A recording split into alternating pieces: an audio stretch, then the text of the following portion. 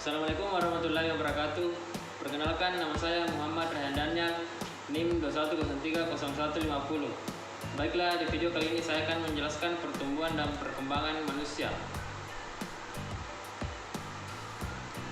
Hakikat pertumbuhan dan perkembangan. Pertumbuhan merupakan suatu impuls dan sebagai suatu siklus daripada peristiwa morfogenetik, yaitu suatu karakteristik yang unik daripada kehidupan organisme. Pertumbuhan tidak sesederhana belajar atau penyesuaian diri, bukan pula hanya kematangan tetapi juga hasil keduanya. Pertumbuhan mengandung arti adanya perubahan yang terjadi pada aspek jasmani dan biologis. Para pakar menyimpulkan bahwa pertumbuhan sebagai penambahan bentuk, berat, serta bagian-bagiannya.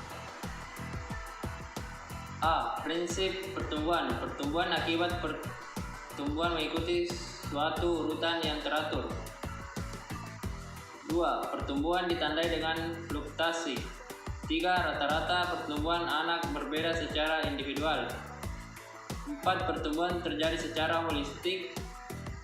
5. Pertumbuhan selalu diikuti dengan pertumbuhan perilaku. 6. Pertumbuhan merupakan suatu proses yang berkelanjutan. 2. Perkembangan. Menurut Werner yang dikutip oleh Mons, perkembangan menunjukkan pada perubahan-perubahan dalam suatu arah yang bersifat tetap. Selanjutnya dikatakan pula bahwa perkembangan sebagai suatu proses yang kekal dan tetap menuju ke arah suatu organisasi tingkat integritas yang lebih tinggi berdasarkan proses pertumbuhan, kematangan, dan belajar. Prinsip-prinsip perkembangan. Perkembangan berkaitan dengan perubahan yang baik kualitatif maupun kuantitatif. Tujuannya adalah realisasi diri atau pencapaian kemampuan genetik. B.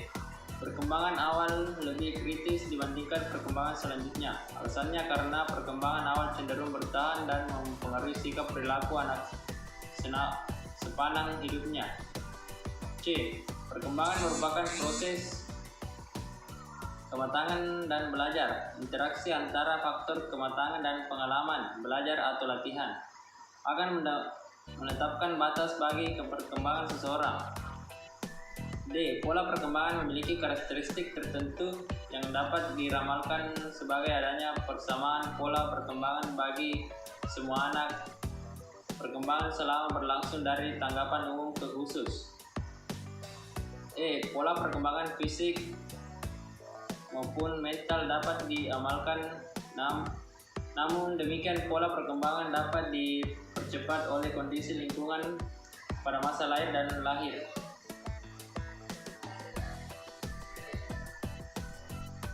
Unsur yang terkait pada perkembangan.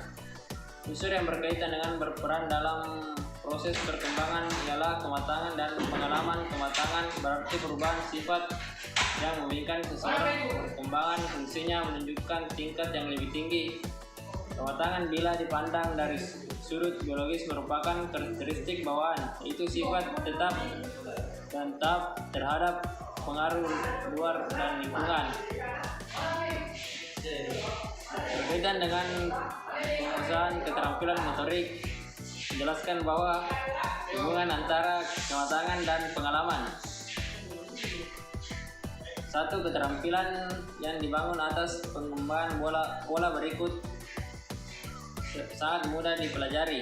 2. Latihan yang dilakukan sebelum muncul kematangan. Tidak hanya kematangan menghasilkan perbaikan atau hanya menghasilkan perbaikan.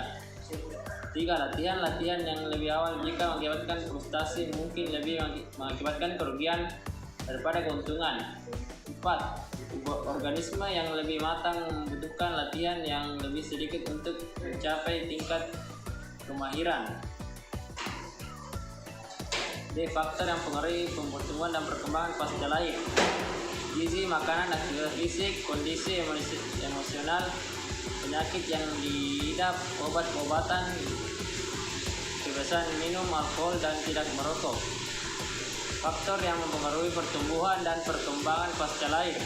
1. Keturunan, gizi, aktivitas fisik, sistem kelenjar hormon, pertumbuhan, penyakit, musim dan iklim, suku bangsa dan kondisi sosial ekonomi. Mungkin itu saja, sekian dan terima kasih.